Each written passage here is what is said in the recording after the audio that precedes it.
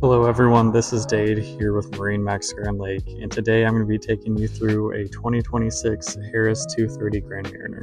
Alright, making our way in the boat. So as you can see, this is powered by a Mercury 350 and it does come equipped with a ski tow bar.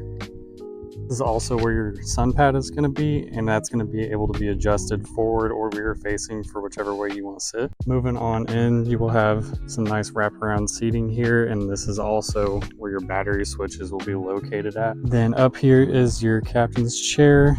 It is also elevated, so if you have any passengers in the front, you'll be able to see over them no problem as you're going down the water. This Harris also does come equipped with the Simrad. And then you're going to see you'll have your center storage right here, as well as your seating up at the front. So if you like this Harris or anything else you see in our online inventory, you can stop by and get an in-person tour or give us a call and we'll set something up. Thanks.